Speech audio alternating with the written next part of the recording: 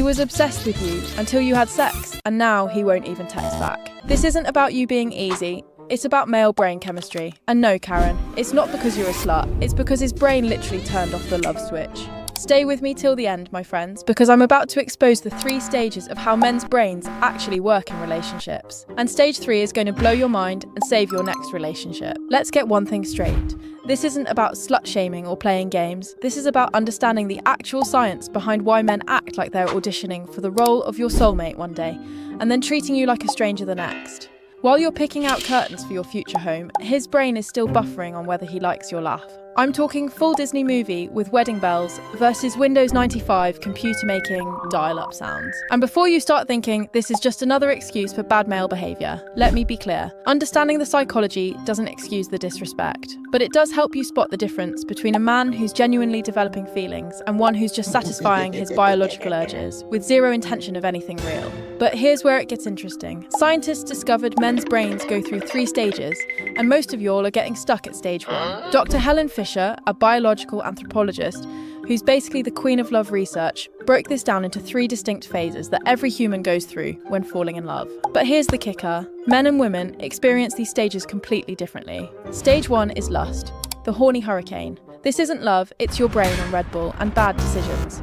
Fun fact, this stage can last 6 months to 2 years. Yes, 2 years. It's driven by testosterone in men and estrogen in women, and it's basically your caveman brain saying, reproduce now, ask questions later. Here's what's happening in his brain during lust. He sees you, his testosterone spikes, and suddenly you're the most fascinating creature on the planet. He's texting you paragraphs, planning dates, acting like you're the answer to every prayer he never knew he was praying. But, and this is crucial, this isn't about you specifically. This is about his brain getting a hit of that primal attraction drug.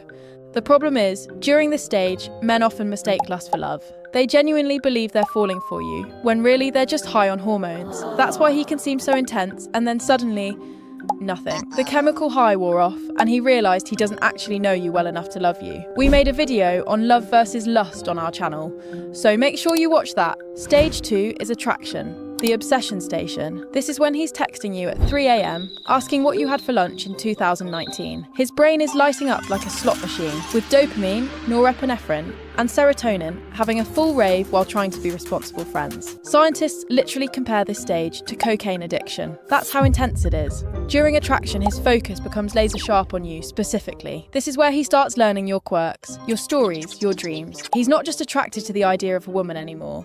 He's attracted to you. This stage is characterised by intrusive thinking, which is a fancy way of saying he literally cannot stop thinking about you, even when he tries. But here's the catch. Attraction can be triggered by novelty, mystery, and challenge.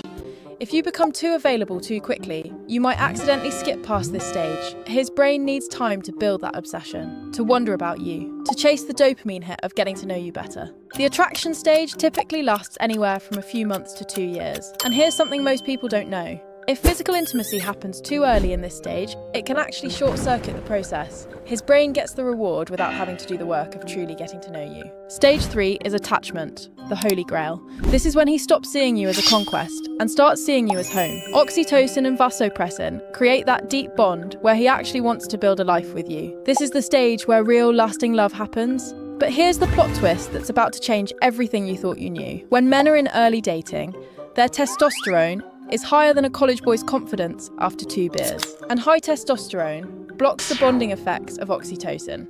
It's not personal, it's chemical. Literally, testosterone is building a wall around the bonding hormone, like a bouncer saying, "Not on the list, buddy." This is why men take longer to develop genuine emotional attachment. Their biology is literally working against bonding in the early stages, while your oxytocin is flowing freely, making you feel connected and attached, and his is being suppressed by all that testosterone. As the relationship progresses and his testosterone levels normalise, oxytocin gradually begins to play a more prominent role. But this process takes time. We're talking months, not weeks. This is why rushing into physical intimacy can backfire. You're trying to create a bond before his brain is chemically ready for it. And this leads us to the phenomenon that's probably ruined half your relationships. Ever heard of the Coolidge effect? It's about to explain your entire dating history. The Coolidge effect means males lose interest in the same partner, but get excited about new ones. This effect has been observed across multiple species, Basically, males show decreased interest in mating with the same female, but renewed interest when presented with a new female. Now, before you start planning to burn down the patriarchy, remember this is primitive brain wiring, not conscious choice, but understanding it helps explain why some men lose interest after sex, especially if it happens quickly. If you sleep together too fast, you might trigger his mission accomplished mode. His primitive brain got what it was programmed to want, and now it's looking for the next challenge. His brain throws a completion party with confetti, while your brain is making a Pinterest board for your future kids. This doesn't happen with every man or in every situation, but it's common enough that it's worth understanding. The key is recognizing that men who are genuinely interested in you as a person, not just as a conquest, will be willing to wait and build that emotional connection first. Don't click off just yet, my friends. I'm about to tell you how to spot if he's actually catching feelings or just satisfying his caveman brain.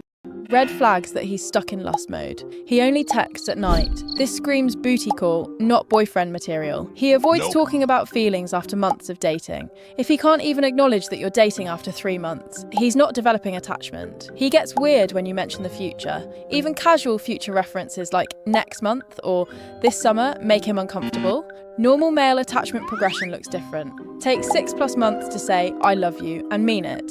And that's normal. His feelings are developing on a different timeline than yours. Gradually opens up about deeper stuff. Vulnerability increases over time as trust builds. Actions become more consistent over time. He becomes more reliable, not less, as feelings develop. So, what do you do with this information? Don't take it personally. His slow attachment isn't about your worth.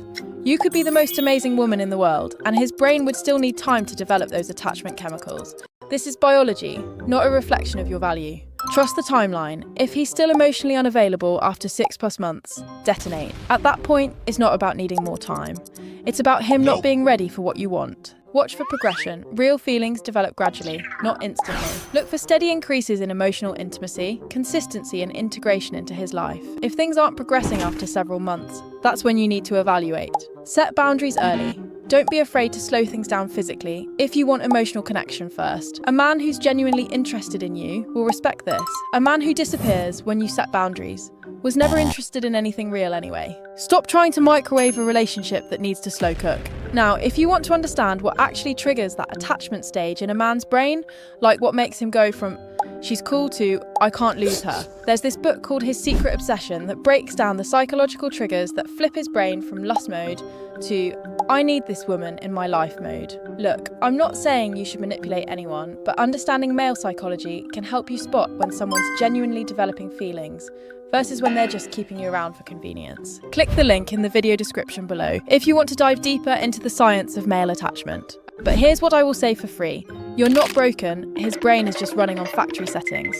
The right man will be willing to do the work to move through all 3 stages with you. The wrong man will disappear the moment his primitive brain gets what it wants. Remember, you're not broken, his brain is just running on factory settings. Thanks for watching.